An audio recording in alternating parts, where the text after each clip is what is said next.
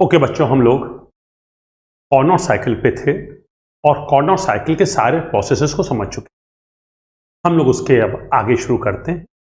But ये थी हम लोग की कॉर्नर साइकिल। ये है corner cycle PV diagram, pressure volume diagram. ये हमारी कॉर्नर साइकिल है टेम्परेचर एंट्रोपी डायग्राम। अब इस कॉर्नर साइकिल में बेटा 4 प्रोसेस है, 1 2 2 3 3 4 4 1।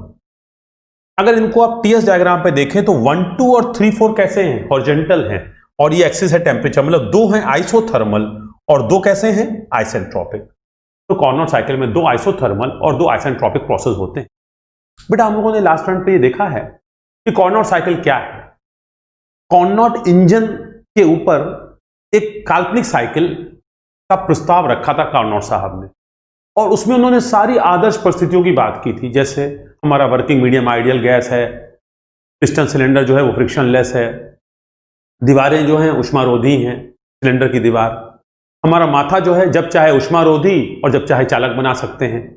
इसका मतलब कि ये जो भी बातें हो रही हैं एक आदर्श इंजन पे हो रही हैं, जो कि प्रैक्टिकली संभव नहीं है, कि थ्योरेटिकली उन्होंने प्रस्ताव रखा था। तो आइए इन 4 प्रोसेसर में क्या हुआ था लास्ट टर्न पे, इसको बस रिवाइज करें और उसके आगे बढ़ें। सर ये तो हो चुका, करना क्या है? करना ये है बेटा, इसकी हमें एफिशिएंसी निकालनी है। तो हमें कॉर्नर साइकिल की एफिशिएंसी निकालनी है और उसके आगे चलना है। आइए शुरू करते हैं। बेटा 1 2 क्या है? देखिए 1 2 को हम लोगों ने डिफाइन किया है। 1 2 है आइसोथर्मल हीट एडिशन। देखिए 1 पे क्या है? प्रेशर ये था, और 2 पे क्या है? प्रेशर ये है। तो 1 से 2 में प्रेशर गिर गया। 1 पे क्या है? वॉल्यूम ये था। 2 पे क्या है? वॉल्यूम ये है। वॉल्यूम बढ़ गया, मींस 1 से 2 के दौरान प्रेशर गिरा, वॉल्यूम बढ़ा। तो हम लोगों ने देखा था प्रेशर गिरा और वॉल्यूम बढ़ा। लेकिन 1 से 2 के दौरान टेम्परेचर कांस्टेंट रहा। तो 1 से 2 के दौरान देखिए लाइन हॉरिजॉन्टल है, टेम्परेचर कांस्टेंट रहा। सो 1 से 2 के दौरान टेम्परेचर कांस्टेंट रहा, लेकिन 1 पे एंट्रोपी ये थी, 2 पे एंट्रोपी ये है, एंट्रोपी बढ़ गई। तो हम लोगों ने पीछे पढ़ा हुआ है थर्मोडायनेमिक्स में कि जब भी हीट ऐड होती है तो एंट्रोपी बढ़ती है। इतनी बातों से देखिए बेटा, प्रेशर गिरा, वॉल्यूम बढ़ा, टेम्परेचर कांस्टेंट।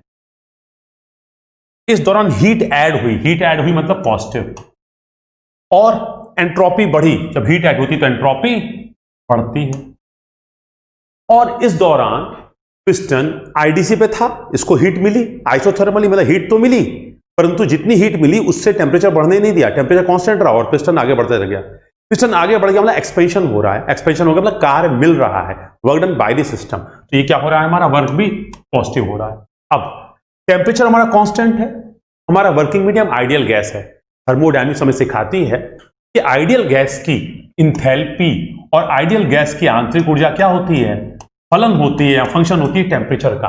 अगर टेम्परेचर कांस्टेंट है तो इंथैल्पी भी कांस्टेंट रहेगी, टेम्परेचर कांस्टेंट है तो आंतरिक ऊर्जा भी कांस्टेंट रहेगी। बेटा ये हम लोग लास्ट टाइम पे देख चुके थे। इसका मतलब 1 2 प्रोसेस में क्या होता है हम लोग देखा। सर 1 2 में कितना वर्क मिलेगा? मैंने कहा 1 2 में 1 2 के नीचे का एरिया वर्क मिलेगा।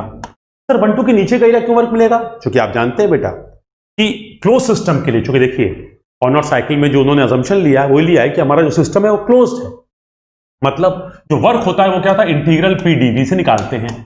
इंटीग्रल पीडीवी का मतलब हमारा जो भी प्रोसेस होगा उस प्रोसेस के नीचे का एरिया वर्क देगा। इसका मतलब वी एक्सिस पे जो विक्षेप गिरेगा या प्रोजेक्शन गिरेगा वो वर्क देगा। तो ये है हमारा 1 2 में मिला वर्क। सर 1 2 में कितनी हीट देंगे? हमने कहा बेटा टीएस डायग्राम में प्रोसेस के नीचे का एरिया हीट ट्रांसफर देता है। तो 1 2 के नीचे का जो एरिया होगा ये होगा हीट ट्रांसफर। तो हम लोगों ने बेटा 1 2 प्रोसेस को अच्छी तरह से देख लिया और यहाँ टेबल पे पिछली बार भी लाए थे, फिर से ले आए।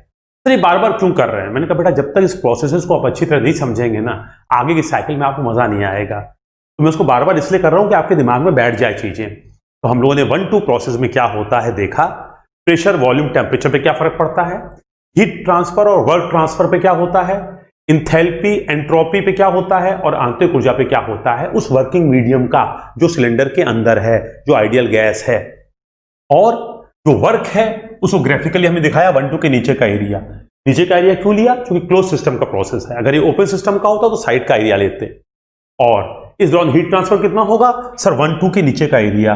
क्यों सर? टीएस डायग्राम पे कोई भी प्रोसेस होता है तो उसके नीचे का एरिया हीट ट्रांसफर देता है, या हीट एडिशन या हीट रिजेक्शन। क्योंकि 1 2 में हीट ऐड हो रही है तो ये हीट एडिशन है। हीट एडिशन को हम लोग पॉजिटिव लेते हैं। तो ये हो गया बेटा हमारा 1 2 प्रोसेस। अब हम चलते हैं 2, 3 पे। अब हम बेटा इस एरिया को मिटा देंगे और इसको टेबल को रहने देंगे। आइए अब हम आ गए 2, 3 पे, सॉरी 1, 2 को हमने मिटा दिया, ये 1, 2 हमने सॉल्व कर दिया। अब हम चल रहे हैं 2, 3। अब 2, 3 पे जरा देखते हैं क्या है बेटा। अब देखिए 2 पे हम यहां पे थे और 3 पे यहां पे हैं।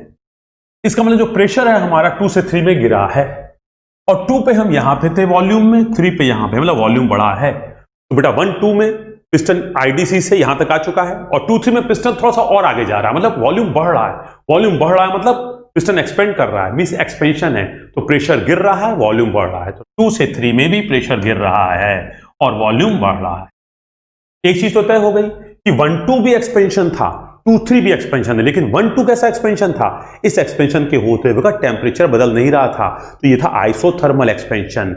लेकिन 2 से 3 में देखिए क्या हो रहा है। 2 से 3 में 2 पे टेम्परेचर ये था और 3 पे टेम्परेचर ये है, तो टेम्परेचर गिर गया। 2 से 3 में टेम्परेचर गिर गया, लेकिन 2 से 3 में 2 पे जो एंट्रोपी थी वही 3 पे एंट्रोपी है। इसका मतलब 2 से 3 में एंट्रोपी नहीं बदली, तो इसका मतलब 2 से 3 में क्या हो रही है? एंट्रोपी कांस्टेंट है। तो 2 से 3 में एंट्रोपी क्या है हमारी? कांस्टेंट। लेकिन टेम्परेचर क्या हो रहा है? टेम्परेचर गिर रहा है। अब सर ये बताइए, सर 2 से 3 में हीट देंगे कि नहीं? मैंने कहा बेटा 2, 3 क्या है? आइसेंट्रोपिक है। आइसेंट्रोपिक का दूसरा नाम क्या होता है? Reversible adiabatic. मतलब फ्रिक्शन तो नहीं है, शुरू से ही माना हुआ है, और टोपी पहना चुके हैं। 2 से 3 के दौरान टोपी पहना चुके हैं। 1 से 2 के दौरान टोपी नहीं पहनाई थी, हॉट बॉडी लगा के हीट दी थी, परंतु 2 पे जब पहुंच गए थे तो हमने हॉट बॉडी हटा दी और टोपी पहना दी। अब हम हीट नहीं दे रहे हैं, इसका मतलब ये एडियाबेटिक है। सर हीट नहीं दे रहे तो वर्क कैसे मिल रहा है? मैंने कहा पिछले टर्न पे बताया था, फिर बता रहे हैं, हीट नहीं दे रहे हैं उसके बाद भी वर्क मिल रहा है, एक्सपेंशन होगा, वर्क मिलेगा। क्यों? मैंने बताया था बेटा आप लोगों को कि जो हमारा फर्स्ट लॉ ऑफ थर्मोडायनेमिक्स है वो कहता है कि heat transfer is equal to D U plus W किसी भी क्लोज सिस्टम के लिए। इस केस में क्या है? हीट ट्रांसफर 0 है, अर्थात हीट नहीं दे रहे हैं, लेकिन वर्क कैसा है? पॉजिटिव है, तो डब्ल्यू बराबर क्या हो जाएगा? Minus D you. अगर आपका वर्क पॉजिटिव है तो इसका मतलब डी यू निगेटिव है, मतलब आंतरिक ऊर्जा घटेगी, और आंतरिक ऊर्जा क्या होती है? टेम्परेचर का फलन होती है। इसका मतलब जब पिस्टन 2 से 3 जाएगा तो आप हीट तो नहीं दे रहे हैं, लेकिन 2 से 3 वर्क मिल रहा है। वर्क मिल रहा है किस कॉस्ट पे? आंतरिक ऊर्जा की कॉस्ट पे। मतलब 2 से 3 में वर्क मिलेगा लेकिन आंतरिक ऊर्जा घटेगी। आंतरिक ऊर्जा घटने का मतलब क्या है? टेम्परेचर गिरेगा, क्योंकि आइडियल गैस की आंतरिक ऊर्जा गिरने का मतलब है टेम्परेचर का गिरना। तो आंतरिक ऊर्जा घटती जाएगी और वर्क आपको मिलता जाएगा। इसका मतलब यहां पे क्या हो जाएगा आपका बेटा? Work will be positive, heat transfer will be 0, और क्योंकि इस केस में टेम्परेचर गिरा है तो एंथैल्पी भी गिरेगी और आंतरिक ऊर्जा भी गिरेगी। क्योंकि मैंने बताया आपको बेटा कि आंतरिक ऊर्जा और एंथैल्पी जो है किसी आइडियल गैस के लिए टेम्परेचर का फलन होते हैं, और चूंकि इन्होंने शुरू में अजम्पशन में मान रखा है कि आइडियल गैस है, तो अब आप देख रहे हैं बेटा धीरे धीरे कि इसमें हर चीज जो थर्मोडायनेमिक्स हम लोगों ने बोली है उसका इस्तेमाल पड़ रहा है। तो अब आपको अगर ये 2 प्रोसेस क्लियर हैं तो हम लोग आगे चलते हैं। अब इसका मतलब क्या हुआ कि हमें 1 से 2 में भी वर्क मिला, 2 से 3 में वर्क मिला, तो दिस प्लस दिस इतना वर्क मिला, लेकिन हमने हीट दोनों प्रोसेस में नहीं दी है, हमने 1 से 2 में हीट दी है। इसका मतलब हमने हीट दी है इतनी 1 से 2 के दौरान, लेकिन इस हीट को हमने दिया तो हमें इतना वर्क मिला इस हीट देने से, और 2 से 3 में जो वर्क मिला वो हीट देने से नहीं मिला, वो आंतरिक ऊर्जा घटने से मिला। तो इसका मतलब 1 से 2 में हमें इतना वर्क मिला है इतनी हीट देने से, लेकिन 2 से 3 में जो वर्क मिला है वो हीट देने से नहीं मिला है, आंतरिक ऊर्जा घटने से मिला है, लेकिन हमें कुल वर्क मिल गया इतना। अब अगर हम पिस्टन को वापस यहां ले आएं और इस दौरान जो भी हमारा वर्क खर्च होगा उसको इसमें से घटा दें, तो वो कहलाएगा कार्नोट साइकिल का वर्क। तो बेटा हमने 2 प्रोसेस दिखा दिए, अब हम इसको मिटाते हैं और फिर आगे चलते हैं। अब हम इसको एक बार इरेज करने की कोशिश करेंगे। ये अब हमारा पिस्टन इस वक्त कहां पे है? पिस्टन ओडीसी पे है। हम 2 प्रोसेस कर चुके हैं। हम कहां पे? हम इस वक्त 3 पे हैं। हम बेटा 3 पे हैं, मतलब ओडीसी पे हैं। इस वक्त अंदर का प्रेशर क्या है? P3। इस वक्त अंदर का प्रेशर क्या है? P3। इस वक्त अंदर का वॉल्यूम क्या है? V3। और टेम्परेचर क्या है? ये बेटा T3 है या T4 है, या कह सकते हैं ये वाला टेम्परेचर हाई है, ये टेम्परेचर लो है। इस वक्त टेम्परेचर ये है। तो इस वक्त प्रेशर है P3, वॉल्यूम है V3 और टेम्परेचर है T3। अब हमने 2 से 3 के दौरान टोपी लगा रखी थी। अब हम चल रहे हैं 3 से 4, इस ओडीसी से अंदर आएंगे। अब 3 से 4 आ रहे हैं तो हमने टोपी को हटा दिया। अब टोपी को हटा दिया हमने, इसका मतलब अब हमारे पास जो है सिलेंडर हेड है, इससे हीट बाहर भी जा सकती है, हीट आ भी सकती है। अब 2 से 3 के दौरान तो यहां पे बेटा 1 से 2 में हीट दी थी हॉट बॉडी से, टोपी नहीं थी। 2 से 3 के दौरान टोपी लगी थी, इंसुलेटिंग कैप लगी थी, ना हीट आ सकती न जा सकती थी। लेकिन 3 पे आने के बाद हमने इंसुलेटिंग कैप हटा दी और यहां पे कोल्ड बॉडी ले आए। अब हम 3 से 4 क्या कर रहे हैं, कंप्रेशन कर रहे हैं। अब हम 3 से 4 अंदर आ रहे हैं, मींस ओडीसी से अंदर आ रहे हैं। जब अंदर आ रहे हैं तो क्या कर रहे हैं, वर्क दे रहे हैं। किसको, गैस के ऊपर वर्क कर रहे हैं। जब वर्क करेंगे तो क्या होगा, वर्क और हीट एक दूसरे के रूप है, तो हीट बढ़ेगी। अब इससे टेम्परेचर बढ़ना चाहेगा और हम टेम्परेचर बढ़ने नहीं, क्योंकि हम चाहते हैं 3-4 कैसा, आइसोथर्मल कंप्रेशन। तो 3-4 कैसा है बेटा, देखिए 3 से 4 में क्या हो रहा है, 3 पे हमारे प्रेशर ये था और 4 पे प्रेशर ये है, तो प्रेशर बढ़ गया। 3 पे आयतन ये था, 4 पे आयतन ये है, आयतन घट गया। तो 3 पे क्या था प्रेशर, ये 4 पे क्या है ये, तो प्रेशर बढ़ गया और आयतन घट गया। लेकिन 3 से 4 के दौरान आप देखिए टेम्परेचर कांस्टेंट रहा। इसका मतलब now what is this 3-4, sir 3-4 is the compression, but कैसा कंप्रेशन, आइसोथर्मल कंप्रेशन। इस दौरान वर्क मिल रहा है, खर्च हो रहा है, सर वर्क खर्च हो रहा है। अब आप वर्क खर्च कर रहे हैं, इसलिए वर्क आप कह रहे हैं नेगेटिव। लेकिन आप चाहते हैं कि जब हम कंप्रेस करें, जब पिस्टन को हम ओडीसी से 3 से 4 पे लाएं, तो इसका टेम्परेचर ना बढ़े। तो एक ही तरीका हो सकता है, जितना आप वर्क कर रहे हैं उतना एनर्जी इससे ले लीजिए ताकि इसका टेम्परेचर बढ़ने ना पाए। तो 3 से 4 के दौरान आप कंप्रेस कर रहे हैं, इस कंप्रेशन से जो हीट पैदा हो रही है वो कोल्ड बॉडी लगा रखी है आपने। कोल्ड बॉडी का टेम्परेचर क्या है, ये जो टेम्परेचर है आपका T3 या T4 जो भी आप कह रहे हैं, उससे थोड़ा कम। तो क्या हो रहा है, जैसे जैसे आप आगे बढ़ रहे हैं, जो आप वर्क कर रहे हैं उससे हीट पैदा हो रही है और हीट जो है कोल्ड बॉडी लेती जा रही है। तो 3 से 4 के दौरान इस निकाय को हीट मिल रही है कि इससे जा रही है, इससे हीट जा रही है। तो heat is rejected from the system, means negative. तो हीट ट्रांसफर क्या हो जाएगा, निगेटिव।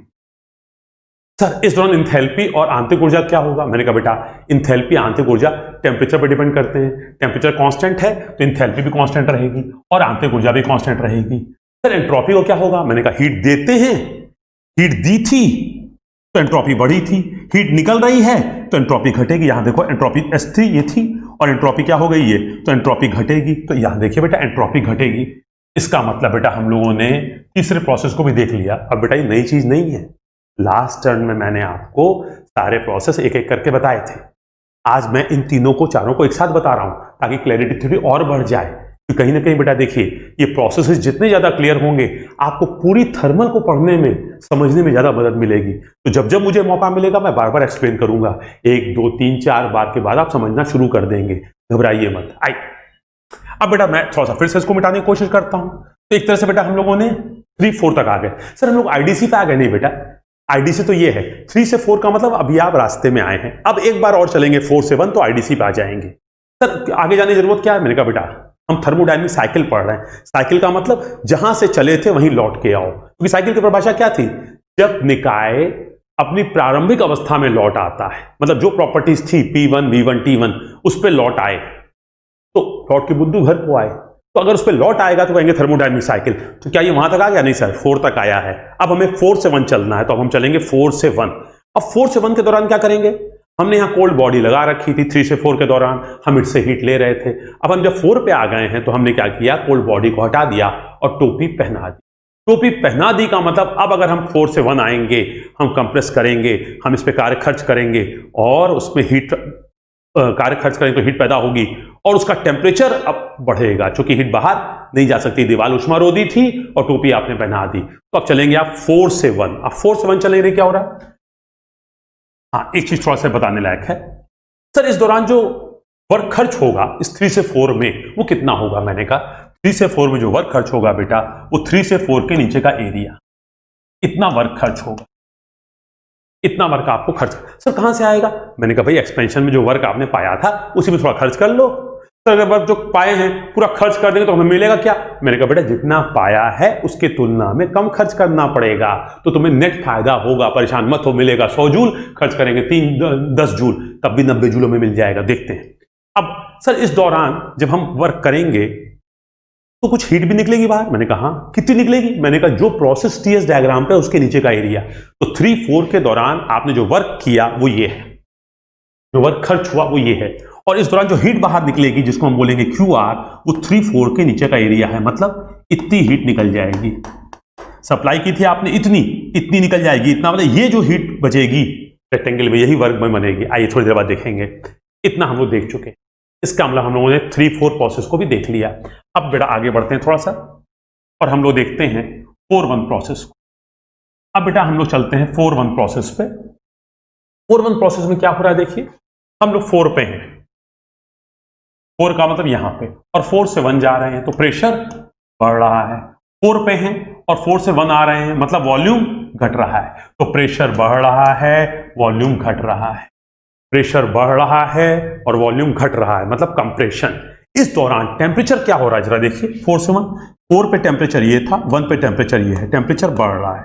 सर टेम्परेचर बढ़ क्यों रहा है? मैंने कहा बेटा दीवारें ऊष्मारोधी हैं और तुमने टोपी पहना दी है, अब तुम जो वर्क करोगे ये हीट में कन्वर्ट होगा, और जब हीट में कन्वर्ट होगा और हीट बाहर जा नहीं सकती तो क्या होगा, इसका टेम्परेचर बढ़ना शुरू हो जाएगा। तो 4 से 1 में टेम्परेचर बढ़ेगा। सर इस दौरान हीट ट्रांसफर होगा? मैंने कहा नहीं, दीवारें तो ऊष्मारोधी थी ही, आपने टोपी भी पहना दी तो हीट ट्रांसफर नहीं होगा, जीरो। सर इस दौरान वर्क खर्च होगा? मैंने कहा बिल्कुल वर्क खर्च होगा। आपने वर्क खर्च किया तो वर्क क्या होगा, negative. Work is done on the system. अब चूंकि टेम्परेचर बढ़ रहा है तो आंतरिक ऊर्जा बढ़ेगी, इंथैल्पी बढ़ेगी, तो आंतरिक ऊर्जा बढ़ेगी, इंथैल्पी बढ़ेगी। क्यों सर? बेटा आइडियल गैस की इंथैल्पी और आंतरिक ऊर्जा टेम्परेचर का फलन होती है, इसलिए बढ़ेगी। ओके सर एंट्रोपी क्या होगी? मैंने कहा बेटा 4 से 1 में जरा देखो, 4 पे एंट्रोपी ये थी और 1 पे एंट्रोपी ये है।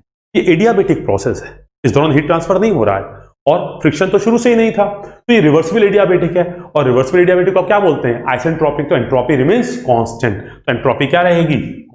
अब बेटा ये नई बात नहीं थी, लास्ट टर्न पे मैंने किया था, एक बार मैंने दोबारा कर दिया। अब हमारा इंटरेस्ट क्या है? हमारा इंटरेस्ट है सर हम इस कॉर्नोट साइकिल की एफिशिएंसी निकालना चाहते हैं। तो आइए हम लोग आगे बढ़ते हैं और कॉर्नोट साइकिल की एफिशिएंसी निकालने चलते हैं। आइए अब बेटा देखिए, किसी भी प्लस डब्ल्यू डिवाइस की, प्लस डब्ल्यू डिवाइस का मतलब जो वर्क देता है, या किसी भी हीट इंजन की, और वो हीट इंजन किसी साइकिल पे आधारित हो, मतलब जहां से चले लौट के आए, तो क्या हमारा कॉर्नोट इंजन साइकिल पे आधारित है? जहां से चला वहां लौटा? यस सर, वापस आ गए। इसका मतलब एक थर्मोडायनेमिक साइकिल पे ये इंजन चल रहा है, कॉर्नोट इंजन। तो क्या इसके ऊपर हम थर्मोडायनेमिक्स के सेकंड लॉ का जो कथन है, केल्विन प्लैंक स्टेटमेंट, जो हीट देते हैं पूरी पूरी वर्क नहीं बनती है, उसका कुछ हिस्सा वर्क बनता है, उसको लगा सकते हैं? यस। तो केल्विन प्लैंक स्टेटमेंट ने हमें सिखाया था, थर्मोडायनेमिक्स के सेकंड लॉ का जो केल्विन प्लैंक स्टेटमेंट है, कि किसी भी हीट इंजन की एफिशिएंसी जो कि किसी थर्मोडायनेमिक साइकिल पे काम करेगा वो कितना होता है? Eta. Efficiency is equal to 1 minus QR upon QA। इसका मतलब किसी भी हीट इंजन की जो किसी ऊष्मागतिकीय चक्र पे कार्य करेगा उसकी एफिशिएंसी निकाली जा सकती है 1 माइनस QR बाई QA। यहां QR क्या होता है? सर QR उस साइकिल में जो हीट रिजेक्ट हो रही है, जो फेंकी जा रही है बाहर, वो है। और QA क्या है? सर उस साइकिल में जो हीट दी जा रही है। सर ये QR और QA जो है हीट ट्रांसफर है। यस, QR हीट रिजेक्टेड है और QA जो है हीट एडेड है। किसको? उस साइकिल में जो वर्किंग मीडियम चल रहा है, जो आइडियल गैस है, उसको जो हीट दी गई और उसने जो हीट फेंकी। सर इस साइकिल को दी गई कि प्रोसेस के दौरान? अब ये साइकिल को दी गई हीट है और साइकिल को दी गई हीट है और साइकिल के द्वारा फेंकी गई हीट है। Means heat added to the system during the cycle, heat rejected by the system during cycle. अब देखिए जरा, तो हमने क्या किया, इस ईटा को बोल दिया ईटा सी। क्यों? Efficiency of Carnot cycle. और एक कॉर्नोट साइकिल क्या है? एक थर्मोडायनेमिक साइकिल पे काम कर रही है। Will be equal to 1 minus QR by Q है। अब QA क्या है? Q का मतलब हीट, A का मतलब एडेड। QA क्या है? Heat added. अब इस साइकिल में हीट कब ऐड हो रही है? देखो बेटा 2-3 में तो हीट ट्रांसफर 0, 4-1 में भी हीट ट्रांसफर 0। ये दोनों कहते हैं ना भैया हम हीट देते ना लेते हैं, क्योंकि टोपी पहना दी है, दीवार पहले ऊष्मारोधी थी। इसका मतलब इन दोनों में तो हीट आ जा नहीं रही है, क्योंकि इसके नीचे का एरिया क्या है? इस डायग्राम में प्रोसेस के नीचे का एरिया 0 है। अब 1 से 2 के दौरान क्या हो रहा है बेटा? हीट आ रही है। कितनी हीट आ रही है? ये। तो अगर हम इस साइकिल का हीट ट्रांसफर देखें तो QA क्या है? Heat added during process 1-2। वास्तव में जो 1-2 में हीट ऐड हो रही है यही इस साइकिल की हीट है। कहने को तो 4 प्रोसेस हैं, लेकिन हीट का ट्रांसफर कब हो रहा है? सर 1-2 में हीट आ रही है और 3-4 में हीट निकल रही है। तो इस पूरी साइकिल में हीट आ कब रही है? 1-2 में। तो QA क्या है? इस साइकिल का हीट ट्रांसफर या इस साइकिल का हीट एडिशन। हीट ट्रांसफर नहीं बल्कि हीट एडिशन किस प्रोसेस में हो रहा है? 1-2 में। तो QA क्या है? Heat added during process 1-2। आपने पूछा कि सर इस साइकिल में हीट रिजेक्शन कब हो रहा है? मैंने कहा देखिए 1-2 में हीट आ रही है, 1-2 में हीट आ रही है, लेकिन 3-4 के दौरान क्या हो रहा है बेटा? इस दौरान क्या हो रहा है? हीट रिजेक्ट हो रही है।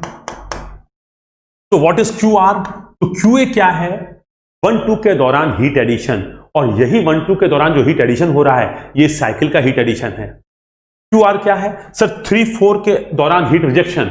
ये जो 3-4 के दौरान हीट रिजेक्शन हो रहा है यही साइकिल का हीट रिजेक्शन है। इसका मतलब अब किसी तरह से अगर हम क्यू ए क्यू आर निकाल लें और उसको यहां पे रख दें तो हम कॉर्नर साइकिल की एफिशिएंसी पा जाएंगे। अब हमें एम क्या है? क्यू ए और क्यू आर निकालना है। आइए अगली स्लाइड पे। अब बेटा देखिए क्यू ए क्या है? हीट। अब देखिए क्यू ए क्या है सर? 1-2 के नीचे का एरिया। मैंने कहा बेटा 1-2 के नीचे का एरिया क्या होगा? ये, इसका मतलब this multiplied by this.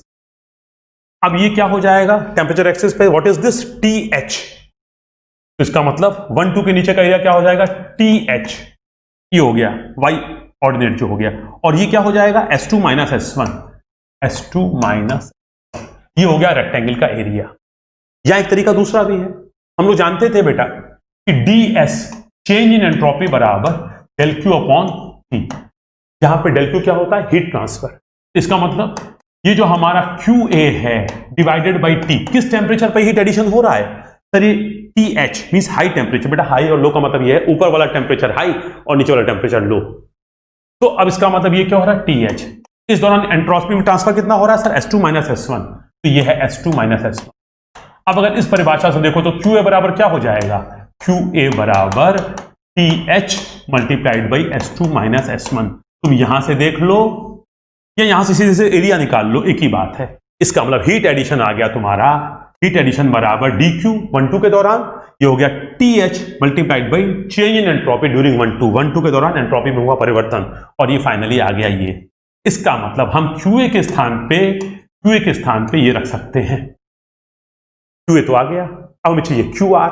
Q R क्या होगा? क्यू आर होगा बेटा, क्यू आर क्या होगा? Heat rejection.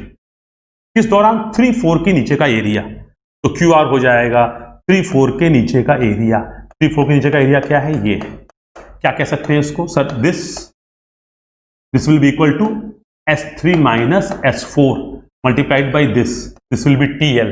तो यहां पे क्या हो जाएगा? TL multiplied by S3 minus S4। TL multiplied by S3 minus S4। अब हम QR के स्थान पे ये रख सकते हैं। अगर हम QA और QR के स्थान पे वैल्यू रख दें तो कॉर्नर साइकिल की एफिशिएंसी को पा सकते हैं। आइए बेटा एक कदम आगे बढ़ते हैं थोड़ा सा। अब देखिए eta C means efficiency of Carnot cycle is equal to 1 minus QR by QA। हमने QR के स्थान पे क्या रख दिया? TL मल्टीप्लाइड बाई, ये है हमारा QR बेटा, TL multiplied by S3 minus S4, ये रखा। तो TL multiplied by S3 minus S4। और QA के स्थान पे क्या रख सकते हैं? 1-2 के नीचे का एरिया। 1-2 के नीचे का एरिया लेंगे तो ये क्या हो जाएगा? ये हो जाएगा TH multiplied by S2 minus S1। TH S2 minus S1। अब बेटा S3 और S2 बराबर हैं, S4 और S1 बराबर है, तो S2 minus S1 will be equal to S3 minus S4। तो हमने इन दोनों को कैंसिल आउट कर दिया। क्या बच गया? 1 माइनस TL बाई TH। यहां पे लिखा हुआ ये बात कि 2, 3 और 4, 1 कैसे हैं? आइसेंट्रोपिक है। अगर ये आइसेंट्रोपिक है तो 3 और 2 बराबर हैं, 4 और 1 बराबर हैं। यहां से निकल आया ये 1 माइनस TL बाई TH। ये आ गई कॉर्नर साइकिल की। अब बेटा ये बहुत इंपॉर्टेंट रिलेशन है, इसी के बल पे हमें आगे बढ़ना है। तो कॉर्नर साइकिल की एफिशिएंसी क्या होती है सर? कॉर्नर साइकिल की एफिशिएंसी होती है 1 माइनस TL अपॉन TH। ध्यान रहे बेटा कि ये जो T है ये कैपिटल T है, ये स्मॉल t नहीं है, ये केल्विन है, ये डिग्री सेंटीग्रेड नहीं है। इसका मतलब ये T जो है परम ताप है। इसका मतलब जब भी इसको यूज करेंगे तो अगर स्मॉल t दिया हुआ है, डिग्री सेंटीग्रेड दिया हुआ, तो 273 जोड़ देंगे, जो कि आपको मालूम है थर्मोडायनेमिक्स में कि T is equal to capital T is equal to small t plus 273, या इसी को कैपिटल T को हम लोग बोलते हैं केल्विन में ताप निकालना होता है, तो डिग्री सेंटीग्रेड में 273 जोड़ देते हैं। यहाँ कैपिटल T है। तो कैपिटल T क्यों आया? मैंने कहा बेटा अगर आपको याद हो कि चेंज इन एंट्रोपी निकालने का जो हमारा सूत्र था वो था ds बराबर डेल क्यू बाई टी। वहां पे जो हमारा T होता है बेटा ये परम ताप होता है, तो वहीं से ये T आ रहा है। और वैसे भी इस एक्सिस पे हमने क्या ले रखा, परमताप ले रखा है, कैपिटल टी रखा है, स्मॉल टी नहीं लिया है बेटा। तो हमारी ये एक्सिस जो हम ले रहे हैं कैपिटल टी है, तो 1 माइनस TL/T है। इसका मतलब क्या है? इसका मतलब है कार्नोट साइकिल की एफिशिएंसी इस बात पे निर्भर करती है किस टेम्परेचर पे आपने हीट दी, और TL का मतलब किस टेम्परेचर पे हीट फेंकी या रिजेक्ट की। तो ये वाला टेम्परेचर जिस पे आप हीट दे रहे हैं वो हाई है, जिस टेम्परेचर पे आप हीट फेंक रहे हैं वो लो है। तो TL का मतलब लो टेम्परेचर और TH का मतलब हाई टेम्परेचर, या TL का मतलब वह टेम्परेचर जिस पे हीट आपने एटमॉस्फेयर में फेंकी, और TH का मतलब वह टेम्परेचर जिस पे आपने सोर्स या हॉट बॉडी से निकाय को या आइडियल गैस को हीट दी। तो हीट एडिशन का टेम्परेचर है TH और हीट रिजेक्शन का टेम्परेचर है TL। तो कार्नोट साइकिल की एफिशिएंसी का सूत्र आ गया 1 माइनस TL/TH। अब बेटा थोड़ी सी यहीं से कार्नोट साइकिल की शुरुआत होती है। अब बेटा हम लोग कार्नोट साइकिल के इस रिलेशन को देखिए बेटा, आपके लिए डेरिवेशन एग्जाम में नहीं आना है, तो फिर आपने क्यों करा दिया सर? मैंने कहा बेटा सिर्फ इसलिए कराया कि आपको थर्मोडायनेमिक्स की थोड़ी समझ डेवलप होती है, तो कहीं ना कहीं बेटा आगे चल के सारी चीजें आपको इस्तेमाल होनी है छोटे छोटे क्वेश्चंस में। तो क्वेश्चंस करने में आपको मदद मिलेगी अगर आप इस पूरी चीजों को समझ रहे हैं। मैंने आपको सारे प्रोसेसेस एक्सप्लेन किए, हर प्रोसेस में क्या हो रहा है, उस दौरान हर पैरामीटर कैसे बदल रहा है, पीछे कौन सी थर्मोडायनेमिक्स लग रही है, इस सबको बताने की कोशिश की। Okay I. अब बेटा हमारा कार्नोट साइकिल की एफिशिएंसी का सूत्र आ चुका है। अब इसका हम लोग इस्तेमाल करने जा रहे हैं और कुछ छोटे छोटे कंक्लूजन्स या इससे हम निष्कर्ष निकालने जा रहे हैं। तो आइए शुरू करते हैं हम लोग पहला निष्कर्ष। अब कंक्लूजन्स, इसको हिंदी में बोल सकते हैं बेटा आप निष्कर्ष। तो हम लोग देख रहे हैं जो निष्कर्ष है, ईटा सी मतलब efficiency of Carnot cycle is independent of working medium.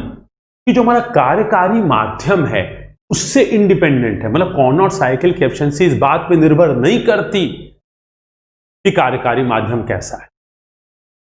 It depends upon temperature limits only. कहने का मतलब ये सिर्फ इस बात पे निर्भर करती है कि वो जो भी कार्यकारी माध्यम है, ऑक्सीजन है, नाइट्रोजन है, एयर है, दाल चावल है, वॉटेवर, उन्होंने आइडियल गैस बोला है, अब दाल चावल तो आइडियल गैस नहीं होगा, उस पर निर्भर नहीं करती कि अंदर क्या है। इस बात पे निर्भर करती है कि जो हीट दी गई है वो किस टेम्परेचर पे दी गई है, और जो हीट निकल रही है वो किस टेम्परेचर पे निकल।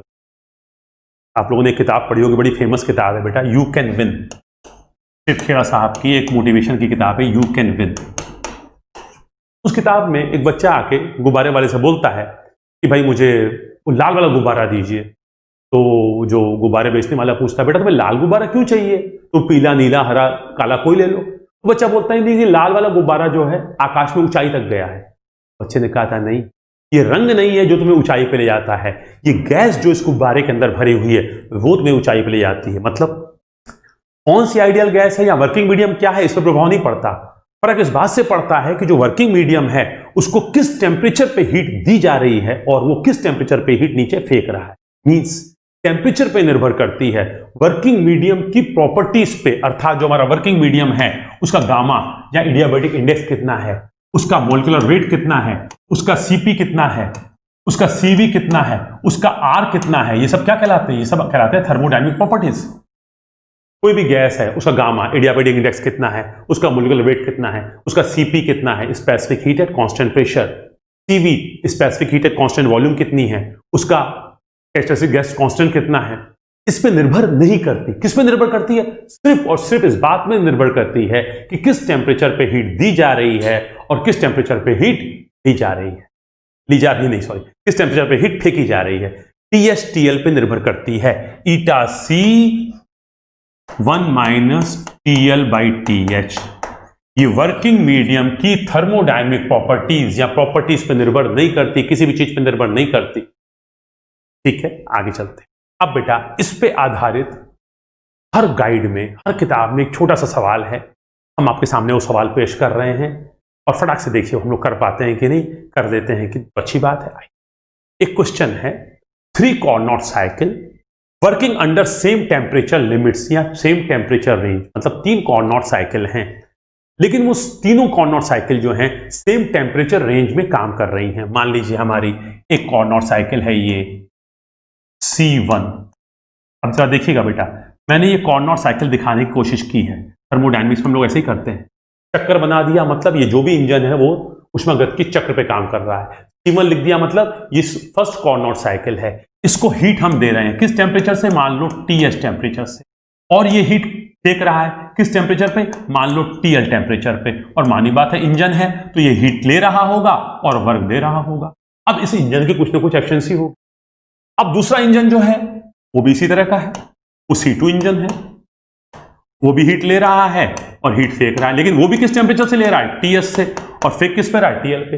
एक तीसरा इंजन है जिसको हमने बोल दिया C3, वो भी किस टेम्परेचर पे हीट ले रहा है, या हम उसको किस टेम्परेचर पे हीट दे रहे हैं, TH पे, फिर किस पे रहा है, TL पे, वो भी कुछ ना कुछ वर्क दे रहा होगा। अब आर हैविंग ऑक्सीजन जैसा गामा 1.3 है, एयर जैसा गामा 1.4 है, हीलियम जैसा गामा 1. इसका मतलब इसके अंदर का वर्किंग मीडियम क्या है, ऑक्सीजन, इसका वर्किंग मीडियम क्या है, एयर, इसका वर्किंग मीडियम क्या है, हीलियम। अब तीनों का वर्किंग मीडियम अलग है, अगर वर्किंग मीडियम अलग है तो गामा अलग है, गामा के अलावा बाकी प्रॉपर्टीज भी अलग होंगी, Cp, Cv, R, molecular weight वगैरह। अब पूछ रहा है कि इनकी एफिशिएंसीज में क्या संबंध होगा, किसकी एफिशिएंसी ज्यादा होगी, किसकी एफिशिएंसी कम होगी। ये तीनों कॉर्नोट साइकिल पे काम कर रहे हैं, इसने बोल दिया 3 Carnot cycle working under same temperature limit, तीनों का टेम्परेचर रेंज सेम है, तीनों को TH टेम्परेचर पे हीट दी जा रही है, तीनों को TL टेम्परेचर पे हीट रिजेक्ट कर रहे हैं, TL टेम्परेचर पे हीट एटमॉस्फेयर में फेंक रहे हैं, परंतु एक के अंदर ऑक्सीजन, एक के अंदर एयर, एक के अंदर हीलियम है। बताओ किसकी एफिशिएंसी ज्यादा होगी, तो आंसर क्या होगा। कॉर्नर साइकिल की एफिशिएंसी इसकी निकालो, क्या आएगा, ईटा C बराबर 1 माइनस TL/TH। कहीं पे भी गामा नहीं आया, कहीं पे भी ऑक्सीजन की कोई और प्रॉपर्टी नहीं आई, इसकी एफिशिएंसी क्या होगी, 1 माइनस TL/TH। इसकी एफिशिएंसी क्या होगी, 1 माइनस TL/TH। इसकी एफिशिएंसी क्या होगी, 1 माइनस TL/TH। क्यों होगी 1 माइनस TL/TH, क्योंकि तीनों कॉर्नर साइकिल पर आधारित हैं। इसका मतलब क्योंकि TL TH सबका सेम है, सबकी एफिशिएंसी क्या होगी, सेम। लेकिन आगे चल के जब हम देखेंगे और कोई साइकिल देखेंगे कॉर्नर साइकिल के अलावा, तो ये सवाल फिर से आएगा। तो करते वक्त ध्यान दीजिएगा कि क्या वही आ रहा है, कुछ बदलेगा, वहां पे चीजें बदल जाएंगी। हाँ, लेकिन कॉर्नर अगर साइकिल है तो वर्किंग मीडियम कोई भी हो उसकी एफिशिएंसी वही आएगी। ये यहां पे दिखाने की कोशिश की है। बेटा हर गाइड में आपको सवाल मिलेगा, पहली बार ES में आया था आज से 20 साल पहले, उसके बाद कई बार विभिन्न एग्जामिनेशंस में आ चुका है। तो हम लोगों ने इसको जानबूझ के यहाँ पे रखा है और ऑटो साइकिल में इसको हम फिर से रखेंगे, परंतु हो सकता है वहां पे उत्तर ये न रहे, हो सकता है, देखा जाएगा। आगे बढ़ते हैं। तो हम लोगों ने इस पॉइंट को समझने की कोशिश की कि कॉर्नोट साइकिल की एफिशिएंसी कार्यकारी माध्यम की गुणधर्मों पे, थर्मोडायनामिक प्रॉपर्टीज पे निर्भर नहीं करती, ये सिर्फ इस बात पे निर्भर करती है कि किस टेम्परेचर पे हीट दी गई और किस टेम्परेचर पे हीट निकली। इसको बेटा मुझे बोलना नहीं चाहिए बात, लेकिन मैं बोलना चाहता हूं। आपको नौकरी मिलेगी ये इस बात पे निर्भर नहीं करता कि आप किस कोचिंग में पढ़े हैं, इस बात पे भी निर्भर नहीं करता कि आपको किस टीचर ने पढ़ाया है, ये सिर्फ और सिर्फ इस बात पे निर्भर करता है कि आपके अंदर नौकरी पाने का कितना जुनून, आपने उसके लिए कितनी शिद्दत से मेहनत की है, आप कितनी ईमानदारी से तैयारी कर रहे हैं। आप बिना किसी टीचर के, बिना किसी कोचिंग के भी नौकरी पा सकते हैं, और अच्छी से अच्छी कोचिंग को ज्वाइन करके भी नौकरी नहीं पा सकते। ये सिर्फ और सिर्फ आप पे निर्भर करता है। हम तो बेटा एक माध्यम है, हो सकता है आपकी जो मेहनत है उसमें 5-10% का हम इजाफा कर दें। कहने का मतलब कि आपकी 5-10% मेहनत कम हो जाए। अदरवाइज ये क्लियर समझिए कि कोचिंग ज्वाइन करने से आपको नौकरी नहीं मिलेगी, आपको पढ़ने से नौकरी मिलेगी। आइए, तो बेटा हम लोगों ने एक पहला स्टेटमेंट है कि कॉर्नोट साइकिल की एफिशिएंसी कार्यकारी माध्यम के गुणधर्मों पे या कार्यकारी माध्यम पे निर्भर नहीं करती। तो किस पे निर्भर करती है सर, वो टेम्परेचर जिस पे हीट दी गई है और वह टेम्परेचर जिस पे हीट निकल रही है या फेंकी जा रही है या रिजेक्ट हो रही है, इस पे निर्भर करेगी। हाँ, ये TH TL अगर घट बढ़ गए तो एफिशिएंसी पे फर्क पड़ेगा। क्या पड़ेगा, कैसे पड़ेगा, आइए अगले पॉइंट में देखते हैं। तो हम लोग बेटा अपने सेकंड पॉइंट पे आ रहे हैं। अब देखिए बेटा, कोई भी हीट इंजन है, हम क्या चाहेंगे कि उसकी एफिशिएंसी क्या हो, हाई हो। एफिशिएंसी हाई होने का मतलब क्या है बेटा, देखिए हम लोगों ने पढ़ रखा है कि कोई भी हीट इंजन है, उस हीट इंजन का धर्म क्या है कि वो हीट खाए और वर्क दे। केल्विन प्लैंक साहब ने कहा कि देखिए भाई, कोई भी हीट इंजन होगा, दुनिया का कोई भी हीट इंजन होगा, चाहे वो कॉर्नोट इंजन हो, कोई भी हीट इंजन हो, वो कभी भी और वो इंजन जो साइक्लिक प्रोसेस पे काम करे, मतलब ऊष्मागतिकी चक्र पे काम करे, मतलब जहां से चले लौट के वहीं आ जाए। अगर कोई हीट इंजन साइक्लिक प्रोसेस पे काम करेगा तो उसको जितनी हीट दोगे उतना वर्क वो कभी नहीं देगा।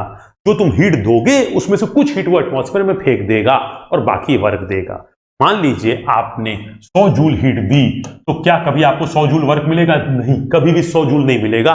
ये किसने बोला? सेकंड लॉ में केल्विन प्लैंक स्टेटमेंट ने बोला। तो सर कितना मिलेगा? 120 मिलेगा। मैंने कहा जब 100 नहीं मिल सकता तो 120 कहां से मिलेगा? 100 से कम मिलेगा। सर कितना मिलेगा? मैंने कहा बस यही तो पढ़ाई हो रही है, कितना मिलेगा? 100 से कम मिलेगा। सर 90 मिल सकता है? मैंने कहा मिल सकता है।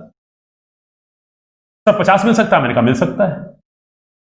क्या मतलब बेटा हम लोग क्या कह रहे हैं? 100 देंगे, 100 से कम मिलेगा। कितना मिलेगा इसके बारे में कोई खुलासा नहीं हो रहा है। क्यों नहीं हो रहा? यही तो पढ़ाई हो रही है, इसमें धीरे धीरे आगे बढ़ना है। ओके सर, तो अब आप चाहते क्या है कि 100 अगर हीट दे रहा है, मान लीजिए आपने 100 हीट दी और 90 नहीं, मान लीजिए उसने 50 वर्क दिया, तो एफिशिएंसी कितनी आई? सर एफिशिएंसी होती है वर्क अपॉन हीट।